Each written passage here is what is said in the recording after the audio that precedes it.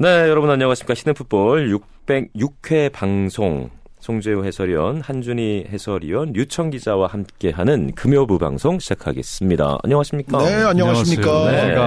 오늘 저희가 이제 첫 번째 주제로 선정한 게 대한민국 국가대표팀 감독의 첫 후보로서 호세 보르달라스의 얘기가 좀 나왔어요. 그러니까 이분과 좀 접촉을 했다. 또 지금 이제 기사가 나온 것은 이제 사실 무근이다. 여러 가지 이야기들이 나오거든요. 그래서 뭐 이분에 대한 이야기도 좀 해보겠습니다만 이런 거야 정통한 네. 사이비 기자가 아닌 정통한 기자 류청 기자가 보르달라스 썰에 대해서 그렇죠. 썰을 풀어주셔야 되지 않을까. 뭐 좀 하실 말씀이 많을 것 같은데요. 왜 나온 겁니까 이런 얘기가 이게? 예?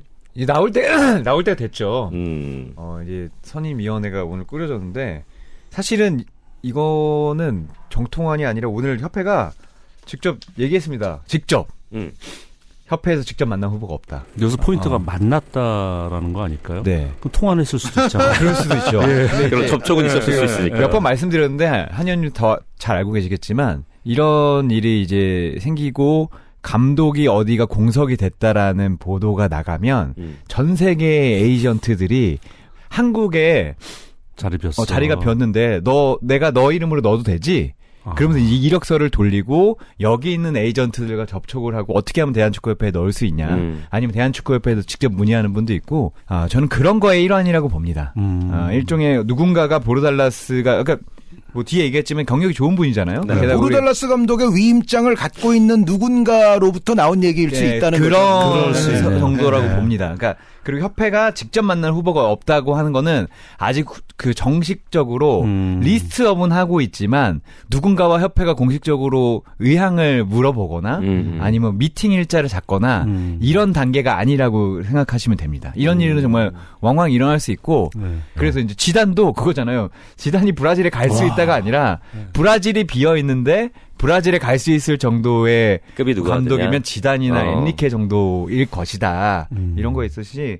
그러면은 예를 들어 그 비엘사 감독이나 할리로지치 감독이나 클린스만 감독 이름은 어디서 나온 거예요? 그게 저도 그걸 모르겠어요. 류청 기자가 모르는 게 있어요? 아니, 그러니까 저는 사실 그렇게 생각합니다. 협회에도 수많은 관계자들이 있잖아요. 네. 한현님도 협회에 일을 하셨지만 전혀 국가대표 감독 선임과 상관없는 분들도 있잖아요. 그런 분이 훨씬 더 많죠. 그런 분들이 훨씬 많죠. 근데 그런 분들하고 얘기하다가 그런 얘기가 나올 수 있습니다. 네. 그래서 저는 기자분들 만날 때 함부로 얘기 안 했습니다. 왜냐하면 예를 들어, 비엘사 감독 좋지 않아요? 그런데 예를 들어 제가, 비엘사 감독 좋죠. 그러면은 뭔가 협회 관계자의 입에서 또 나오는 걸로 싸움도 돼가지고 돌변할 수도 있기 때문에. 맞아요. 그러니까 그 선수도 제가 항상 말씀드리지만 관심의 영역과 오퍼의 영역은 전혀 다른데 이 정도 얘기가 나오면 관심의 영역 정도 정말 많이 가도 관심의 영역 정도 그리고 보르달라스 본인이 아니라 중개인이 그럴 수도 있다. 그랬을 수 있다. 협회가 뭘 추렸다던가 이런 건 지금 저는 아니라고 해요. 그리고 공식적으로 협회가 뭘 추리게 되면 정상적인 협회의 업무 프로세스라면 절대 외부에 노출시키면 안 됩니다. 그죠. 당연하죠. 네. 실제 그 실명이 노출이 된다면 협회가 협상에 있어서 매우 불리한 위치에 놓이게 되거든요. 네. 그래서 실제 정말 진정한 후보들은 협회에서 절대 노출시키지 말아야 됩니다. 그러니까 이 거짓말이 아니라 이게 협회가 이번에는 참 대답을 잘했어요. 가끔 대답을 잘 못할 때도 있는데 협회 차원에서 공식적으로 접촉하는 바는 없다. 현재 에이전트를 통해 수많은 추천이 들어오고 있다. 이겁니다. 근데 저는 이제 보르달라스 감독을 이제 딱 집어서 그분에 대해서만 이야기를 하자면 이게 현실성은 굉장히 약할 가능성이 높다고 생각을 해요. 왜냐하면 스페인의 2개의 클럽이 지금 보르달라스 감독을 실제로 노리고 있다는 얘기가 파다합니다. 그런데 그 2개가 뭐냐? 보르달라스의 예전 클럽인 헤타페. 헤타페가 키케 플로레스 감독이 지금 올해 못 갈 것 같거든요. 그리고 또 한 클럽이 어디냐? 많은 팬들이 아실 만한 세비야. 세비야가 올해 정말 몰락의 시즌인데 산파울리 감독을 데려와서 뭔가 불을 꺼보려고 했는데 산파울리 감독 온 이후에도 지금 그저 그렇거든요. 강등권이에요. 지금 세비야가 놀랍게도. 그래서 세비야도 지금 보르달라스 감독에게 관심이 있고 헤타페도 보르달라스 감독에게 관심이 있는데 보르달라스는 심지어 헤타페 쪽에 조금 더 쏠리는 것 같다라는 제가 스페인 기사를 봤어요. 그런데 제 생각에 우리가 이제 부를 수 있는 조건이 아까 류청 기자도 말씀하셨지만은 매우 리미트가 있는데 만약에 헤타페와 세비야와 코리아가 경쟁을 한다고 그랬을 때 만약에 정말 우리가 진지하게 보르달라스 감독을 한다고 해도 과연 보르달라스 감독이 대한민국으로 여기 와서 살려고 할까? 이거는 저는 사실 매우 좀 의문시 되거든요. 현실적으로는. 지금 아마 선임 단계로 봤을 때 그 특정한 이름이 나올 때가 아닙니다. 근데 그러니까 반대로 그러니까 이름이 정말 많이 나올 겁니다. 왜냐하면 전 세계에서 지금 에이전트들이 한국에 넣을 거기 때문에 이름은 정말 많이 나올 거지만 좀 많이 기다리셔야 될 것이다. 정말 정연한 정말 후보 아직 한 달은 기다려야 될 것 같아요. 한 달? 한 달 정도는 기다려야 될 것 같습니다. 내년 1월에 또 아시안컵도 있으니까. 네, 그렇죠. 그리고 전까지는 또 당장 3월에 A매치 기간이 있거든요. 그렇죠, 맞다. 그래서 아무리 늦어도 감독 선임은 3월 초까지는 결론이 나야 될 걸로 보이고요. 그러니까 2월 말쯤 되면 어느 정도는 윤곽이 나와야 돼요. 이제 체제가 많이 바뀌었어요. 예전에는 정말 이렇게 하다가 갑자기 누구가 선임되는 슈트리케 감독까지는 그랬는데 최근에는 미팅도 많이 하고 면접도 몇 차에 걸쳐서 그렇죠. 보기 때문에 그 협회에서도 브리핑할 상황이 아니면 상황이 진행되더라도 브리핑을 하지 않겠다라고 얘기를 했고 그 이야기는 뭐 추려졌습니다라고 얘기하거나 막 떠납니다 이런 얘기는 안 할 거라는 거니까 떠나도 그러면은 소리 소문 없이 떠나실 가능성이 크죠. 그러니까 기사들은 엄청 많이 보고 계실 텐데 그냥 즐겁게 보시고 행복 회로를 돌리면서 이거를 즐겨야 될 때다. 이제 국내 감독이 선임될 가능성 자체는 지금 사실은 좀 낮게 보시는 거죠, 두 분은 굉장히. 낮죠. 저는 현실적으로 낮다고 생각해요. 현실적으로 낮다고 생각은 하는데 그렇다고 해서 국내 감독이나 뭐 국내 감독의 대리인들이 원서 내지 말아야 된다는 얘기는 아닙니다. 똑같은 선상에서 프로세스에서 다 심사를 해서 결국은 결정을 할 겁니다. 지금 이번에 이제 국가대표 감독이 이제 누가 될지 모르겠습니다만 지금 국가대표 감독 경력이 없다는 부분에 대해서는 또 어떻게 생각하시는지도 궁금하거든요. 그러니까 보르달라스 같은 경우가 이제 국가대표 감독 경력이 없으신 분이죠.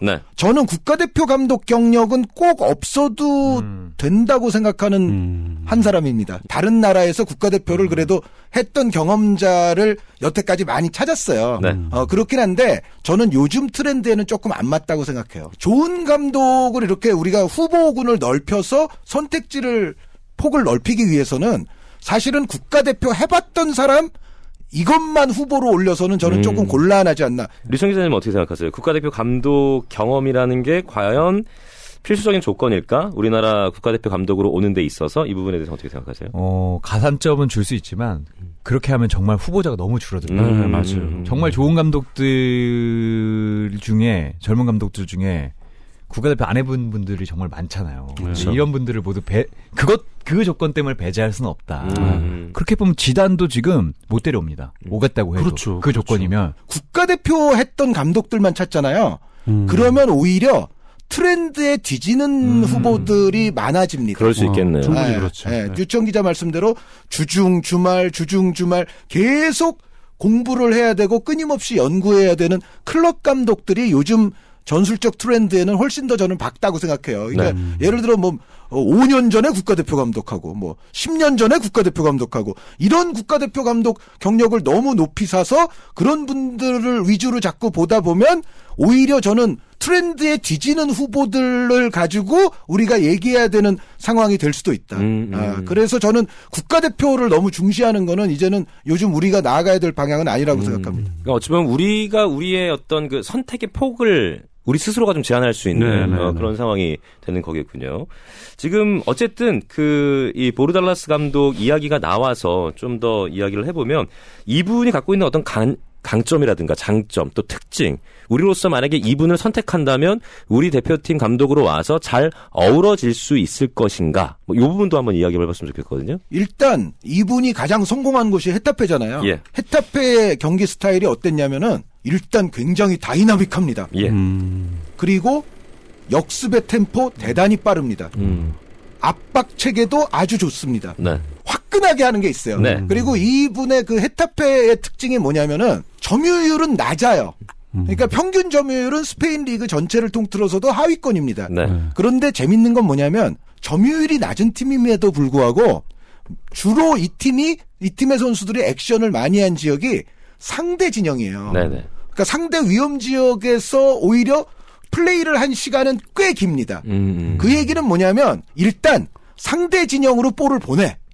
그래서 우리가 잡으면 좋지만 상대에게 뺏길 수도 있잖아요. 네. 상대가 볼을 뺏으면 바로 압박해. 그래서 어쨌든 플레이를 상대 지역에서 해.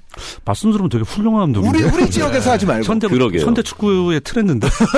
아니 이번 월드컵에서 점유율이 밥 먹여주지 않았죠. 네, 확실하게 나타났었잖아요. 요즘 어떤 전체적인 트렌드의 견지에서는 나쁘지 않은 선택일 수는 있다고 봐요. 네. 보르달라스 감독은 헤타페라는 상대적 약팀을 이끌고 강호들을 잘 잡았어요. 네. 그러니까 그런 것도 아마 우리 성정에는 좀 맞는 부합하는 면이 있다라는 생각은 드는데 어찌됐건 처음으로 돌아가면 저는 세비야와 헤타페가 지금 이분을 노리고 있다는 기사가 스페인에서 마구 터져 나오는 상황에서 네. 과연 이분이 국가대표를 위해서 아시아로 오겠느냐라는 것은 회의적이에요. 일단 데포르티보 알레베스에서 2부 리그 우승을 통해서 강등된 지 10시즌 만에 이 팀을 1부 리그 라리가까지 승격을 시켰고요. 그리고 앞서 잠시 언급해드렸던 대로 헤타페에 부임하면서 2부 리그 팀을 1부 리그로 이제 플레이오프를 통해서 또 승격을 시켰고 이강인 선수와도 좀 인연이 있었어요. 발렌시아에서 2021-2022 시즌에 이제 부임을 해서 1부 리그 이제 리그 9위까지 이제 기록을 했었거든요. 그리고 부임 첫 시즌에 코파델레이 결승에 진출을 해서 준우승까지 또 이끌었던 감독이었고요. 네, 저는 가장 인상적이었던 거는 헤타페를 리그 5위, 라리가 5위면은 그리고 이 당시 정도의 라리가는 지금 라리가보다도 더 강력하다고 봐야 돼요. 네. 이거 여러 해 전이기 때문에. 그런데 리그 5위를 했고 그래서 이제 유로파 리그를 나갔거든요. 유로파 리그에서 16강까지 진출하는데 네. 저는 아직도 좀 잊혀지지 않는 경기들이 32강에서 만난 팀이 아약스였어요. 오, 그렇군요. 네, 그러니까 아약스는 아무리 네덜란드 클럽이라고 해도 꾸준히 어쨌든 이런 무대 토너먼트에 나오면 힘을 발휘하는 팀이고 실제로 여전히 또 좋은 축구를 하고 있고. 근데 헤타페와 아약스가 딱 만났을 때 네. 아무리 스페인 리그 대 네덜란드 리그라 하더라도 여태까지의 유럽에서의 어떤 커리어 그리고 근년의 어떤 경기력들 이런 걸 봤을 때는 아약스가 다 16강 갈 거라고 생각했어요. 네. 그런데 헤타페가 아약스를 집으로 돌려보냅니다. 네, 저는 그 리그 5위 성적 이후에 그 유로파 리그에서 아약스를 헤타페가 잡고서 유로파 리그 16강에 갔을 때가 보르달라스의 가장 절정이었던 순간이라고 저는 생각을 해요. 예. 야, 헤타페가 아약스를 잡았어? 이거는 두 팀의 역사책을 찾아보세요. 헤타페가 아약스를 어떻게 잡죠? 그러게요. 잡을 수가 없어요. 사실. 맞아요. 네, 예. 두 팀의 연역이나 이 역사를 봤을 때는. 네. 근데 잡았어요. 2016년부터 21년까지 헤타페에서 감독직을 수행했기 때문에 지금 시기와 뭐 견주어 봐도 그렇게 오랜 옛날이 아니기 때문에 어느 정도 좀 좋은 감이 살아있지 않을까 하는 생각이 좀 들기도 하고. 바로 그 오랜 옛날이 아니기 때문에 그러네. 지금도 빅리그에서 찾는 팀들이 있는 거예요. 그러네요.